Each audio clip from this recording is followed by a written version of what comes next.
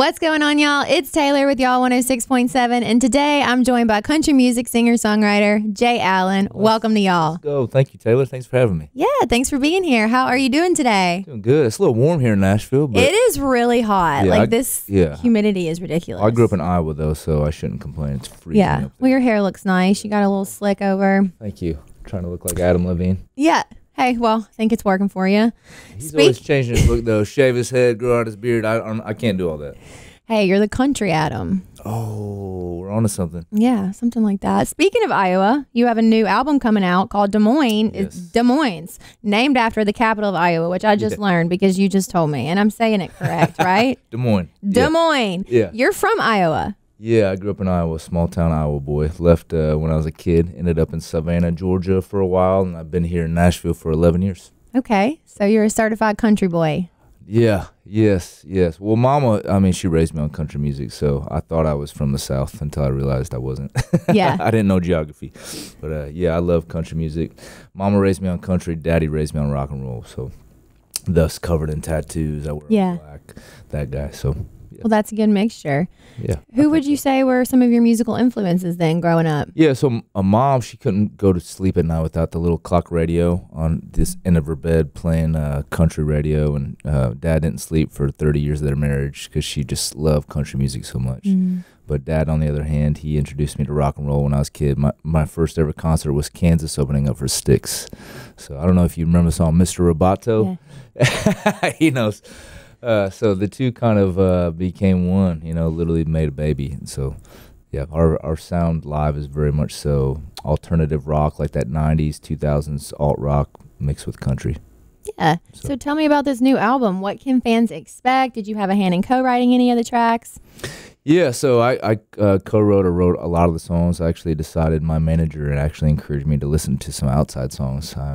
I came up in Nashville. I moved here 11 years ago and just started writing full-time, so a lot of my best friends are writers, and I think it's really important to invest in the community that you came from. So I started listening to outside songs and fell in love with a lot of songs that I didn't write, and they kind of became mine over time. I just felt like I related to the story, and I'm thankful for the opportunity to share them and make them my own. So there's some songs on there that aren't mine, which I love. So, well, you know what? I saw Tim McGraw, I think it was at like the CSAC Awards or something, and he said it all begins with the song and it all begins with the songwriter, and he's never been against outside cuts because if it's a good song, it's a good song whether he wrote it or not. I agree. There's actually a song on there, I feel like it's mine. I heard it so many times before I cut it, called We'll Come Back Around. I actually heard a version that Sam Hunt, he cut, and then he leaked on accident. I think the story goes, Sam cut it, he wanted to release it, and he put it on a SoundCloud. It was like a private SoundCloud, and it accidentally went public, and so they decided not to release it. And it was pitched to me, and I'm like, that it just sounded like it was supposed to be my song. It made me think of me and my wife Kylie. I'm married to Kylie Morgan, and I just like feel like that's us. Like, it doesn't matter how hard we fight, how much we butt heads, we're still gonna come back around and find a way to make it work. So there's songs on there that feel like they're already mine, which I think is cool. Yeah. And which track was that Sam? It's called We'll Come Back Around. We'll Come Back Around. Yeah. Craig, fun fact, Craig Morgan actually cut it and released it like years ago, and it never really took off, so try to give it some love. It's waited for its moment here with you. Refurbish it. Yeah. That's very cool. So let's go back a little bit. When did you decide I'm moving to Nashville? Yeah, I didn't. So I lived a whole nother life before I moved here. I was actually a music director at a mega church in Savannah, and my kind of got my heart broke, to be honest, like working at churches. And I'll talk about my faith all day long. That's what I love about country music. I can be on stage with a beer and also talk about God, and it's accepted, it's human, it's authentic, and I love that about our genre. I was a Christian artist, touring as a Christian artist, a worship director, and things just didn't go how I thought they would, so I had to move back to Iowa and kind of hit the refresh button, figure out what was next for me in my life. And I remember 9 months into living in Des Moines, my ex woke me up and she said, Jay, you need to move to Nashville, otherwise you'll never do it. And this was the last place I wanted to come to. I just heard so many horror stories about artists, aspiring musicians coming here and it not working out. you know. And so it was the last place I wanted to go. She convinced me. She said, if you don't do it, you'll always wonder, what if, why? Like the tattoo, no regrets. Yeah, no regrets. So she convinced me. I didn't know anyone. I literally drove here by myself with a suitcase with my clothes and a guitar, and that was it. And a pastor friend of mine knew another retired pastor that lived in Hendersonville outside of town with his wife, and they let me stay in their in-law suite in the back of their house for free of charge. I'd write a check for rent every month, and they'd rip it up and put it back in my kitchen.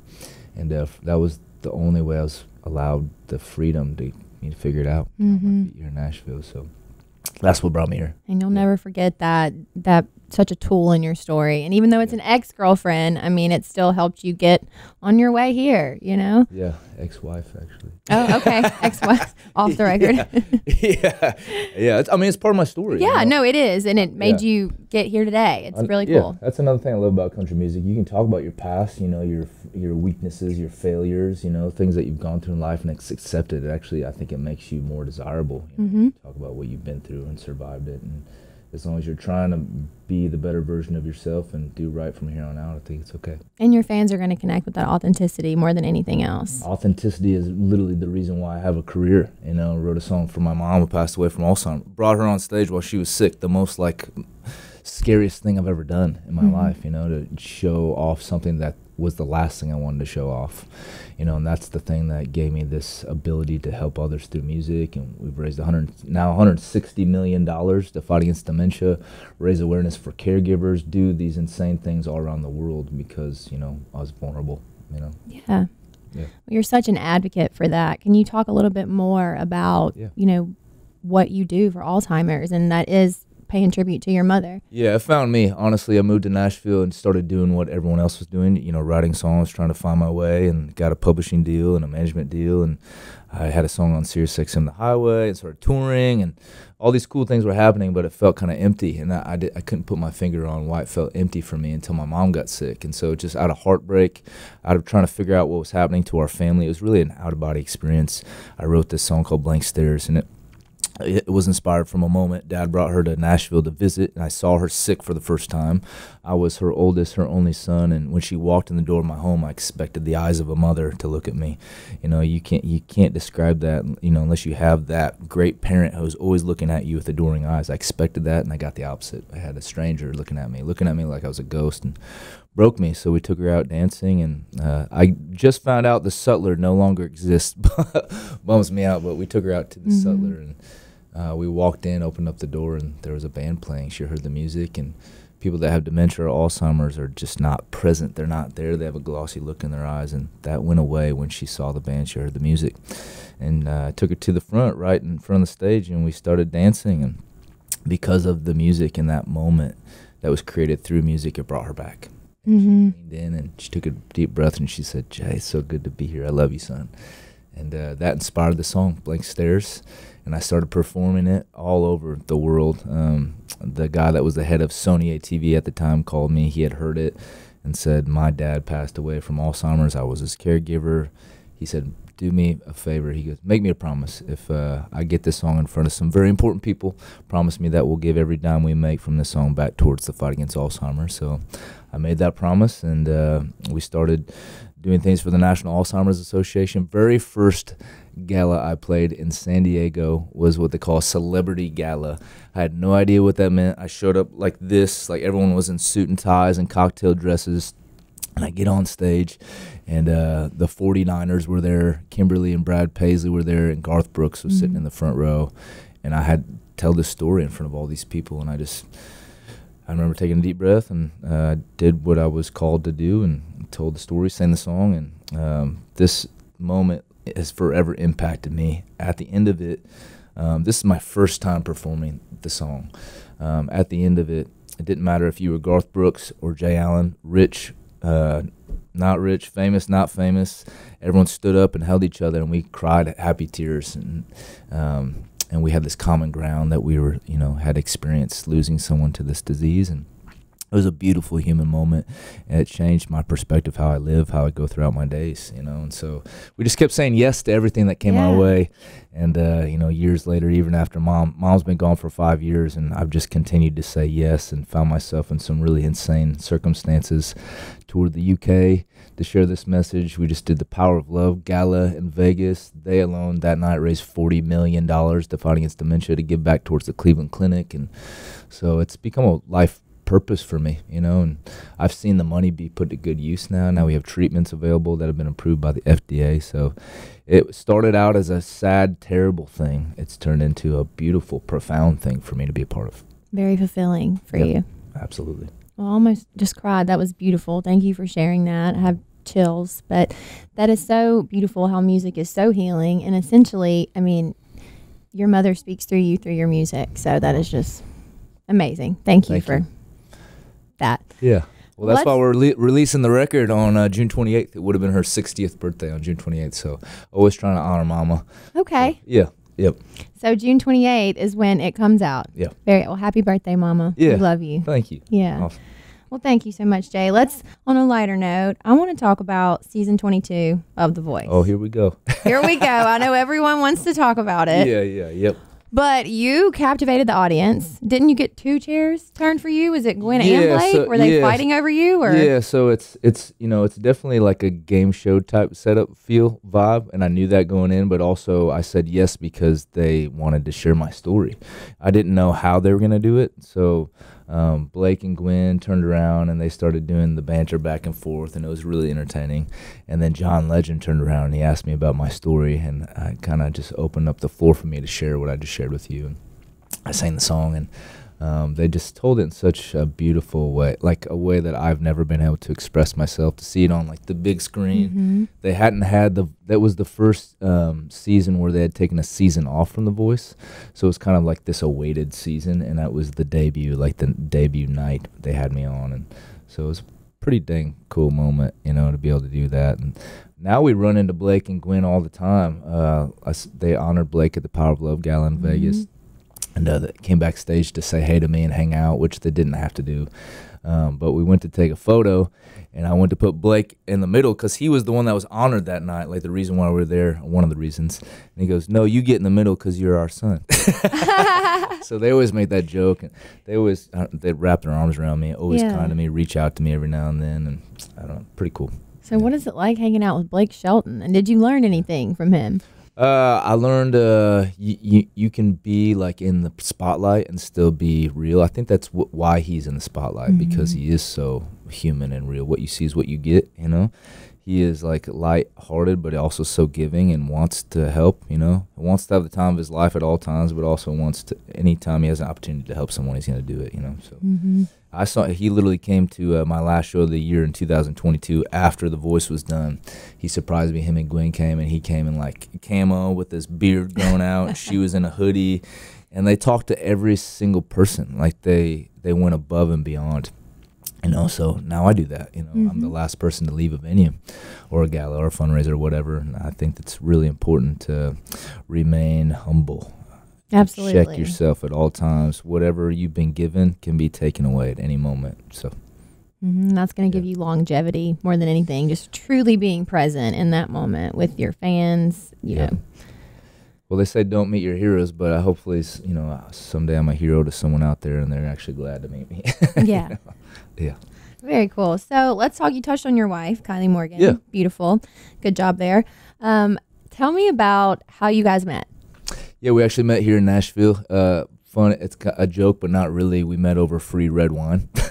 Hey, we love free wine. Yeah, she really loves free red wine. So I saw my first publishing deal with a company called MV2 Entertainment. I was the first songwriter they signed, which was scary because I walked in the house on Music Row and they didn't have even the lights on.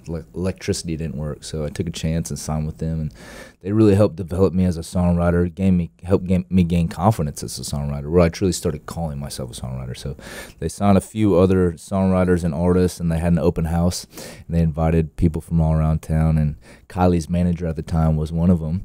Eric Hurt, I will say his name, you can share it. He's a good friend of ours. He's now head of, I think, VP of A&R at Empire. So he's evolved in his career as well. But he was invited. He invited Kylie to come join him, and she said, that's not really my thing. And he said, well, there's going to be free red wine. And she said, okay, I'll come. So she said she was like hiding cheese in her purse and stuff. But I was walking down the stairs from the studio. I was showing someone upstairs, and she spotted me, and kind of the rest is history for us. So wow. 9 years later. Yep. Now, you were supposed to get married in Florida, right? And then a hurricane came? Yeah, thanks for reminding me, Taylor. Sorry. But no, I used to work at Whiskey Row, and I remember we did a fundraiser. Oh, yes. So you're just such a great charity guy supporting your community. Yeah. Yep. It was one of those moments where you could choose to get ticked off, and be like, why is this happening to us? Or flip the script. Which is what you did. Yeah. What can we do to help all of our friends and family? Forget our wedding. Like, we just had friends lose their homes and their businesses. So this is kind of my first thought was, okay, I need to take care of her and also help take care of my people back in Florida. So I got on Google and I researched what's the best weather in the country this weekend, the weekend we're supposed to get married, but we can't, and it was NOLA, New Orleans. So I said, Kylie, grab one of your wedding dresses, pack a bag, I'm going to take you to New Orleans, and you can wear your wedding dress all weekend, and we'll just go bar hop and check out all the restaurants, try to enjoy ourselves. While I'm on the side the whole time planning a Fort Myers Beach Relief concert, and somehow convinced Walker Hayes to come and Tiger Gold to come, and a lot of our friends came and donated their time and their talents to us, and we sent like $100,000 back to Fort Myers Beach. So it was an incredible night. Yeah, thank you. So did you go to New Orleans? Was she in her wedding dress on Bourbon Street, or? Oh yeah. Yeah, I love that. That is iconic. Oh yeah, yeah, we did it. We don't remember a lot of it, but we did. Hey, nobody really does when they go to NOLA. Did you get some beignets, Cafe du Monde? You got to go back. If we did, I don't remember. It was one of those it's just all very blur. hazy, weekends, but. So you guys, I mean, you live such crazy lives, busy schedules. Did I see a video where you surprised her at the ACMs when you had one day off, or she was somewhere and you flew and surprised her? Yeah, I'm always surprising her. She's surprising me. We did the ACMs together. Yeah, I was on tour and flew back to the ACMs to walk the carpet with her. So that's awesome. Yeah, and there was actually someone that was at the Power of Love Gala and then happened to be at the ACMs, and thank God someone knew me there, because the first thing I did when I walked on the carpet was I spilled my coffee all over the carpet, and she immediately was like, "Jay, I got you," cleaned it up for me. But it was an awesome experience. So how do you unwind when you're not working and you're in Nashville, just the two of you? What do you like to do? Yeah, personally, I like, it's not for my body or how I look, it's how my mind follows. I love just going and doing anything active, going to the gym, going out to the lake. My buddy is a Marine and he's Jack, so I try to keep up with him, do something with him. And Kylie and I, we like to go, we're foodies, so any new restaurant we like to go check out, spend time with friends and bar hop, play games, whatever. So what's your favorite spot to eat in Nashville? I love to ask that question. I feel like I'm always looking for recommendations. So a spot that I just started sharing, maybe you have heard of it. It's a speakeasy. It's called the Fox. It's like within walking distance. So more and more people are finding out about it, which sucks. Now it's hard to get into. But very cool. Yeah, I love anywhere in East Nashville I'm a fan of. Are you an East Sider? Yeah, we're East Siders. Yeah. Got some very good places over there. And I used to love the Sutler that you mentioned earlier. Yeah, I drove by there the other day. We're couch shopping because we're adults now. Doesn't that suck? Couches are expensive, first of all. We just did that too. It sucks. I'm like, what? Yeah. So we're couch shopping, and in that area I saw it's a new restaurant now. It happens. Yeah. Nashville's evolving, so you can't keep up. It is. Well, let's talk about touring really quick, because you just finished, or you're finishing your first headline tour, the Night of Hope tour. Yeah, that's something I didn't. I bit off a lot to do that. I'm glad that I did. I linked up with a new manager a little over a year ago. Her name is Stacy, and she's a firecracker. She's 5 foot tall, blonde, and she is everything I prayed for 10 years. I never had a manager. I didn't really know what that looked like. I kind of from afar have seen artists come up, and they all have great managers or management companies, and so I knew exactly what I wanted down to even what she looked like, and God brought her my way, and she's been kicking ass this last year, kicking butt, this last year, and she called me literally in tears one day, and she said, I just had this most amazing, beautiful conversation with this lady named Ann Fraser in Kansas City. She was, her story is she was diagnosed with early onset Alzheimer's in her late 40s, like young person. And she decided I'm not going to go out that way. So very successful real estate investor, and she invested into herself. So she started doing all the right things. She got a nutritionist, she got a trainer, she changed her diet, she started sleeping 8 to 9 hours a night, she cut out alcohol, which is really hard to do, and she is completely healthy now, no sign of dementia. And so she wanted to share her message, so she started the Night of Hope. So thenightofhope.com, you can go there and you can learn what you can do, how you can change your lifestyle, better your life to make sure you don't get dementia or Alzheimer's. We thought that was an amazing message, and Stacy called me crying, literally crying, like bawling. She goes, we have to do a tour, a headlining tour, called Night of Hope. I was like, that's going to be a lot of work, but okay. Yeah. And we did.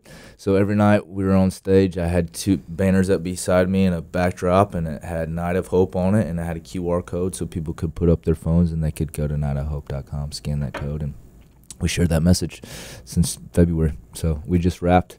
We did her gala in June, in Kansas City, last weekend. Was that last weekend? Yeah, last weekend. So it's all done. You're a busy man. Thank God it's all done, but we did something powerful. Yeah. You did. You're changing the world day by day. So thank you for that. I'm trying. Yeah. What does the summertime look like for you? Are you staying at home? You going back on the road? Any Nashville shows coming up? I don't want to stay at home.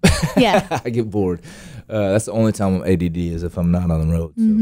So, yeah, we're touring and playing every gala that comes our way, every fundraiser, every charity event, and seeing what the future holds, and putting out this record, and hopefully, I think for the first time I'm taking my artistry seriously. You know, I have done the philanthropy thing, and I know I've done it well, but I think most people see me as just that, but I've become an artist and an entertainer. I have a 5-piece band. We all wear black, covered in tattoos, and we rock and roll. Like, it is a fun show, you know, so I want to show that off. So kind of the first push I'm giving and kind of the tease towards what's coming next is this record, you know. So I'm looking forward to seeing where God leads. Yeah, me too. I was listening to some of it this morning. The No Present Like the Time, is that it? Or you got No it. Present You Like nailed the it. Yeah, Let's go. That's a really beautiful song. Thank I you. love that one. Yeah, that came to me on The Voice, actually. Really? Yeah, they trap you in a hotel room. You're not allowed to leave for more than 10 minutes per day unless you're filming. And so I had a lot of time on my hands, and that's really when I worked out a lot of cobwebs in my head and my heart. And that thought came to me, no time like the present. How about no present like the time? Time's a gift. You know, if I got a mama in heaven that loves me, she probably wants me to live my life and be happy and go say yes to everything. And so she does. Here we are. Now I get to be on Y'all 106.7 because I've said yes to Here everything we and get to have all these are. beautiful experiences. This is the year of yeses for you, That's Jay. right. That's right. Yeah. So is there anything that you want to touch on that maybe your fans don't know that you'd like us to cover? I think you covered it all, Taylor. And now you know how to say Des Moines. Des Moines, I learned something. It was educational today. I learned something new. Yeah. And your Instagram, J Allen Music, the best way to keep up with you? Yeah. Awesome. Social media. Yeah. I never knew what I thought of it until here we are. You know, it's lots of good things have come from it. So yeah, J Allen Music on everything. Well, we can't wait to see all that you achieve. I know sky's the limit for you. So thanks for hanging out with us. Thanks for having me. You're a sweetheart.